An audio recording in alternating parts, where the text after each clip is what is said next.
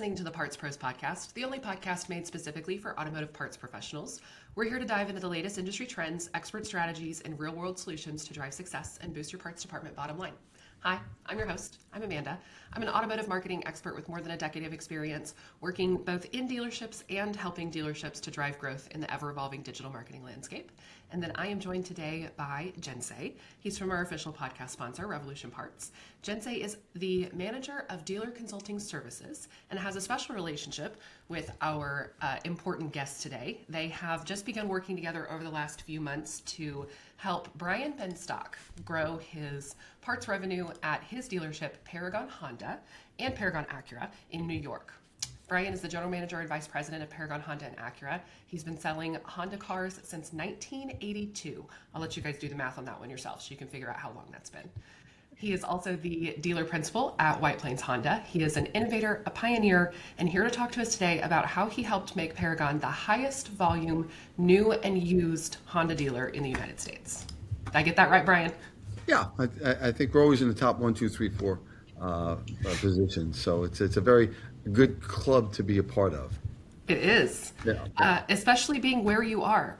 Before we get started into the questions, I know I've got a long list of questions today, but before we get started into the questions, why don't you share with us a little bit about your background and how much work you've put into Paragon over the last few years? Well, I started selling cars in 1982, working for Paul Singer. I still proud to say I'm with the same organization for that period of time. And some people might look at me as a tree hugger, but I always said the second there's no more opportunity here, I'll move on. But everywhere you look, there's more opportunity for growth. We say here, there's more there. And I think our relationship with Jensay and with Revolution Parts is just another proof of that, because here we are doing a lot of business. You said some nice things about our dealership, but really missing the boat on a tremendous opportunity that's been there all along. And I think that's really exciting that at this age in the game, we're still finding new frontiers, new and incredible opportunities. So I think we're really pleased to be associated with Jensay and Revolution Parts. And I do love having people here that like Jensay. We've had our guests in the past call him Jensay the eBay Sensei, because it seems like every person we talk to, Jensay has just transformed their business. So Jensay, thank you also for being here today. Hey, my big thing is just having fun with parts, helping dealerships grow, helping dealerships expand and develop. And Paragon has been one of the funnest groups that I've worked with so far. Well, that is excellent. Well, I've got a list of questions. That is the goal of the Parts Pros podcast, though. We want to have a little bit of fun. We want to have fun. We want to share tips, tricks, and, kind of what makes parts successful in now 2026. And so I'm going to dive into some questions, Brian, for you. I think the first question that I have, and this is something that's kind of been on my mind for a long time. You frequently talk in, different appearances that you have it on social media about parts and service being the engine room that drives vehicle acquisition and customer lifetime value. Sure. Can you talk us through what you mean by engine room and how vital fixed operations are to your specific success? Well, again, we've heard the saying that sales sells the first car and service sells the rest of the cars. And that's true, but just simply by the volume that goes through the service department, you've got the sunk cost of acquiring these customers.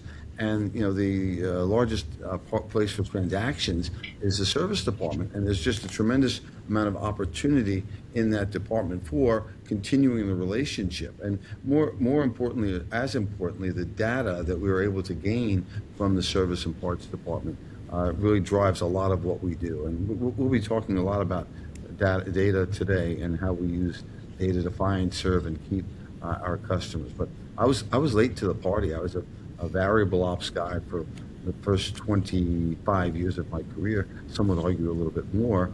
And I started looking at what's going on up the block and say, hey, there's a lot of opportunity there.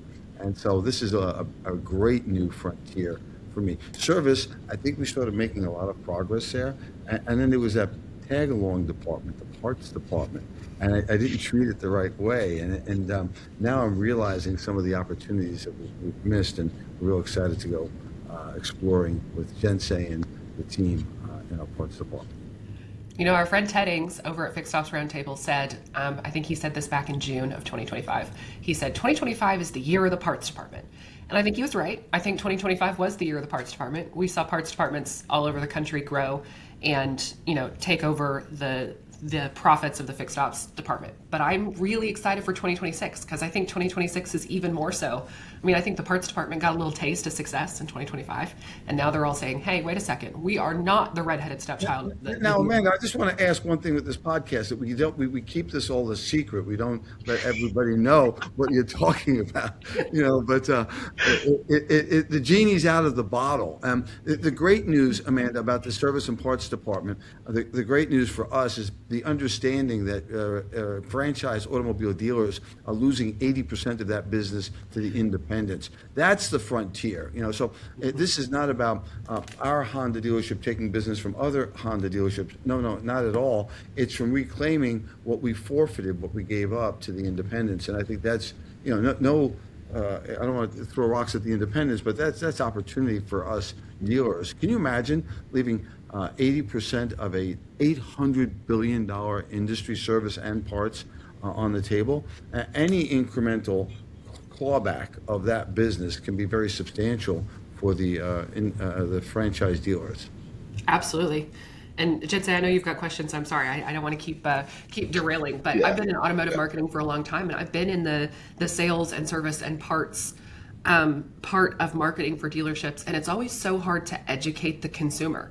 When you want to bring the consumer back to the dealership to have their service and parts from the dealership, it's so hard to educate them on all of the reasons why and why it's so much more beneficial for them as the consumer to continue to return to the dealership instead of the independents. Amanda, I'd say that's on us, right? That's on the dealers. Our hours weren't convenient. Our pricing wasn't clear and transparent. And I think the independents saw those gaps in service, and they filled those gaps. It's a vacuum out there, and wherever there's a vacuum, it's going to get filled. So, it's time for us to realize the same things. Keep in mind, we thought that operating a service and parts department was opening and closing the garage doors at the set hours, and there's just so much more to that. And I think I don't want to preach on this subject because I'm really still in the growth and learning phases of it. We see nothing but clear skies and opportunities in front of us as it relates to capturing more service and parts business.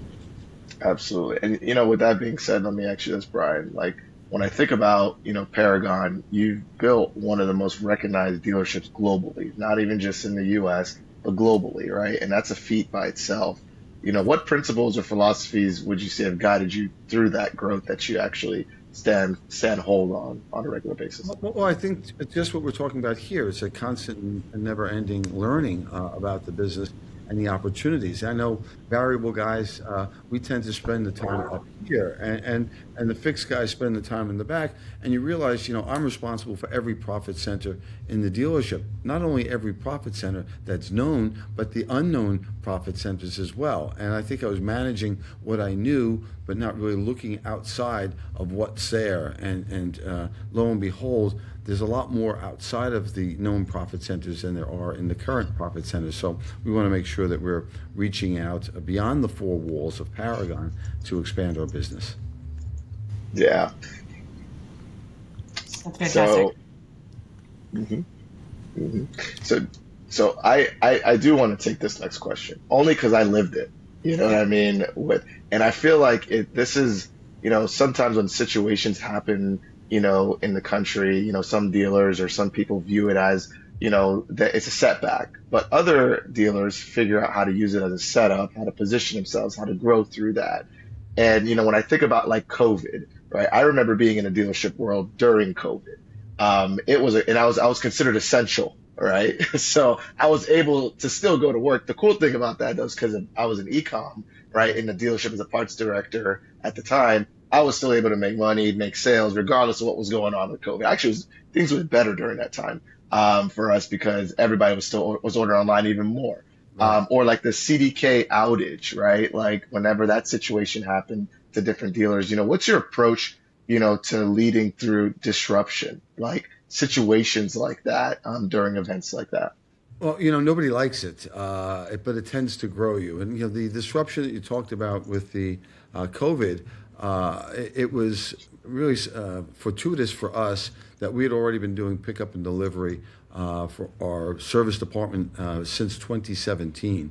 We realized the difference between Amazon and Google early on. Amazon and Google. I was doing a presentation for Google, and I said, who's the number one retailer online, or what's the number one search for search online? And all the Googlers raised their hand, Google. And I said, who's number two? And they said, YouTube. And I said, okay, let's change the question. Who's the number one retailer online? And they said Google, and I said no, it's actually Amazon, right? It's Amazon. And the differentiator there is Google through search would bring the customers to the product. Amazon through search would bring the product to the customers. And that started us on our journey, the understanding of what's really important. If I give it a choice, I'd rather have transactions than search results. And how do we get those results for our dealership? And we thought we'd make it easier for service by bringing the service to the customer. And it seemed that was really, a lot of that was going on. You look at a Peloton, and they do it the customer's way. They made it easy for customers to make a class, right? They could go to the class whenever they wanted. They could customize it. They wanted high intensity. They wanted a male or a female instructor. They wanted 60 minutes, 30 minutes, 45 minutes. They wanted certain type of music. And it really was shared control of the process. And so we started thinking about these companies that were really unicorns doing incredible business. And the innovators there, like at Uber, gave the consumer shared control of the process. The consumer could take their phone and say, well, I want this kind of a driver. I want this kind of a vehicle. I want it here and now. And I want to make sure I know the driver beforehand. And so it really put the power in the hands of the consumer. And then, speaking of this, we thought, well, how could we bring the service building to the customers? And we started looking at ways that we could do that. And sure enough, for us, that was through pickup and delivery, so that when COVID did in fact come, and New York State was really one of those states where they shut us down, basically. We were told we were not essential, and that hurt my feelings. And they allowed a giant starship enterprise like this to have only 4 people in the store. And how do we get it done? And there are certain financial needs of the store, irrespective of the outside conditions that have to be met. The rent is the rent, the taxes are the taxes, employee payroll is employee payroll, and we certainly didn't want to let people lay people off. And so how could we do business? And we'd had this infrastructure already for pickup and delivery in place, and that was really a big help for us in being able to deliver cars. We also looked at some of the data, and when we looked at the data said that people were still shopping online to a greater extent, and COVID hit us about March, April. They were shopping at levels that were the same as pre-Christmas, and I couldn't understand that. That's what the data said, but mentally it didn't make sense. But then it did start to make sense. The second safest place besides your house was your car, and think of all the people that were trained, especially in a city like New York, to use public transportation, like Uber, trains, buses. Well, what was the one place you were not going to go during COVID? Public transportation. You wanted to be alone and isolated. We also looked at, believe it or not, data out of China. China, obviously, China was one of the first places where COVID hit, and we saw that there was a tremendous resurgence in sedan sales in China. And it didn't make sense. Why were people buying sedans? Well, many of the people, the same in China, who had given up vehicles, were taking mass transit. They went back to the sedan. It was probably the least expensive car that met their needs at that particular time. So we took that data and we loaded up on sedans, and there were plenty of cars accessible during COVID because many of the dealers were turning down their allocation. And we loaded up on Accords and Civics, and in the hope that trend would come here. Remember, we had people searching. We saw what was going on in China, so we had some pretty good data points to make a decision. And lo and behold, the surge was on. People were switching out of their Uber choices and going to back to sedans. So I think that's an example of being prepared in advance. I think our first full month of COVID, we sold 700 cars online and deliver the cars. Now I'll say this: there was a lot of pressure on the grosses, and we didn't sell them for the margin I would have liked to have sold them for. But we were really happy to be transacting, to keep the people busy in the store, and to see a little bit of light. And remember, COVID ended up being very good for our business financially, but in the initial stages, we thought the sky is falling. Oh no, we're going to go out of business. Oh my gosh, what are we going to do? And there was a little bit of panic, but we saw that little bit of light, and it really led us to a pretty good place. Which is truly incredible to hear, because while the rest of the country, nearly every other dealership in the country, their sales went down, your sales went up because of your innovation. And that's why we wanted to bring you here today, because I love talking to innovators. Yeah, that crazy 2023, we were the things that we did in 21 and 22 set us up to be the number one selling Honda dealership in 2023, because Honda works like many manufacturers, turn and earn. And so not only were we buying a lot of cars at that time, but we were turning them, I think, quicker than many of the other dealers. A lot of dealers were taking advantage of some higher margins and not so interested in advertising or acquisition of product at the time. They felt that there was no need to advertise. We leaned into that opportunity, and as a result, we earned more cars, and we turned more cars, and earned more cars, and that really was one of the main reasons, if not the main reason, we were able to have such a successful outcome in 22 and 23.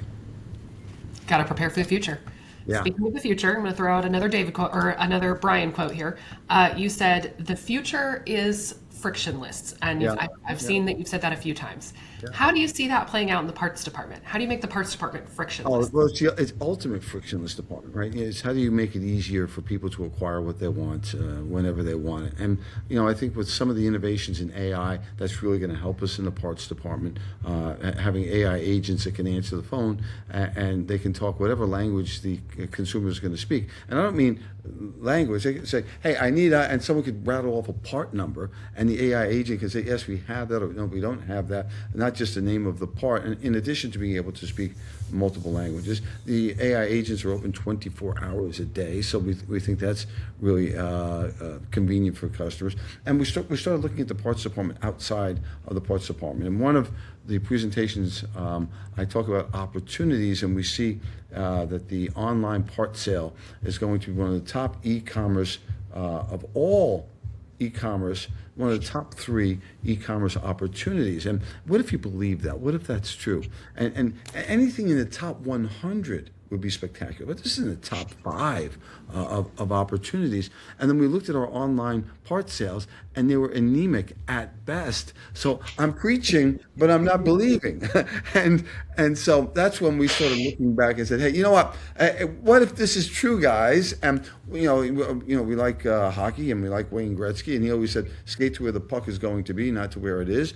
And we said, where's the puck going to be? And it seems that the puck is going to be, it's been and it's going to be in this particular direction. So we reactivated our parts, Revolution Parts account, and we got together with Jensay, and we started having some incremental success. We went from 0 to 30,000 a month in parts sales, and we were cheering. And I said, guys, there's more there's a lot more, because we started to see it. And I was fortunate enough to be at a presentation with Ibrahim, the CEO of Revolution Parts, and what a fantastic gentleman. And I got to talking to him, and he's looking up. Are they with us? They are, but they're not doing anything. And I thought we were doing okay. And nothing's good or bad till it's compared. And sure enough, he's like, well, yeah, you're like the smallest fish in the sea, and that hurt a little bit. But we were able to activate, and I said, well, let's give you a white canvas. What would you do to bring us to the position we should be in, which we think should be in the top 1, 2, 3 positions in the nation for Honda parts? And he said, well, you're off by a couple $1 million a year, and we're going to help you with that. And sure enough, I met this guy, Jensay, and we went from 30,000 a month. We tripled that month 1, and then the next month approaching $200,000 a month online sales.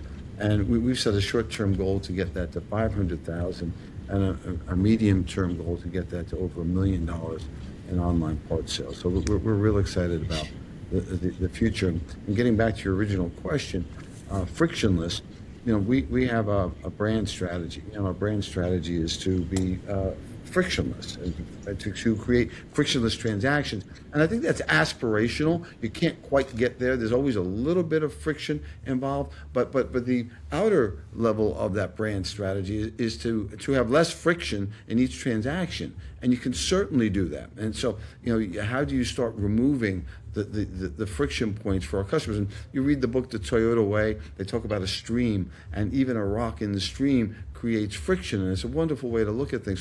So if that metaphor is true, we're trying to remove the rocks from the stream so there can be some clear transactions for customers that have involved no friction. And a little bit of bragging about some of the things some of our partners have been able to do with us.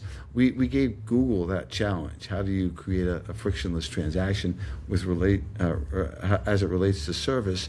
And we started working on voice activation. And to say, hey, talk to Paragon, and you could talk to a Google Assistant and schedule a service appointment without ever touching anything, just using a Google Assistant and voice. And again, this is becoming commonplace today, but when we were doing this in 2017 and 2018, it was I think, revolutionary to be able to conclude an entire sales and service transaction using just voice technology. And I'm happy to say that this technology is ending up in automobiles today. And so to a small, tiny extent, we had something to do with that. That's something that we're pretty proud of here at Paragon. I appreciate the humility. And you say, it's normal today. In many cases, it's normal because of pioneers like you who did it in 2017 when everyone else said that's a waste of time. Yeah. Yeah, and we a little bit of luck. Nobody wanted COVID to happen, certainly, but when COVID did happen, all of a sudden the online portals that we built for sales with a couple of companies and the pickup and delivery that we had already had built, it seemed like we were really smart. We were just, we when the puck got there, we were already there waiting for it, and that was kind of exciting. It's funny. I literally, the next two questions that I was going to ask you, Ryan, that we talk about being a pioneer and an innovator, I think you answered them. Because I literally was going to ask, what role, do you believe fixed ops, specifically parts department, should play in a dealership's online strategy? You just walked through that, Yeah. Well, not quite. I think when we look at it, it's the role will be as big or as small as your appetite. And your vision, and I think that you're helping me with my vision. I always give Dale Pollock a lot of credit. Dale is blind. He is the founder of vAuto, and he's legally blind.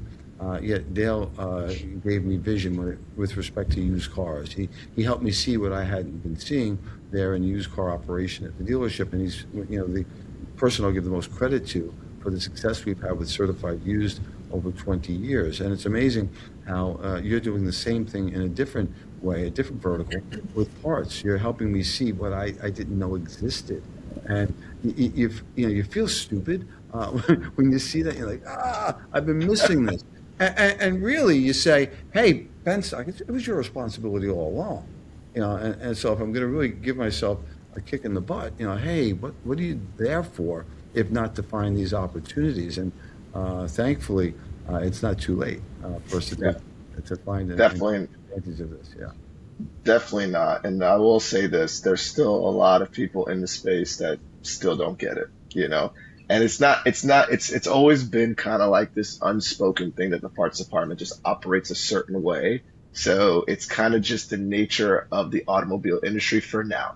I feel like it's going to change. So it's been a drag along, right? It was a function of the service department, sales, and the parts department would just supply the parts as needed. And then you really look, that's defensive, right? There's an offensive opportunity there for a parts department to reach out and to grab and create new customers. And we understand in the Paragon loop, we don't care where they come into the loop as long as they stay in the loop, right? Find, serve, and keep the customers. So if we can find them throughout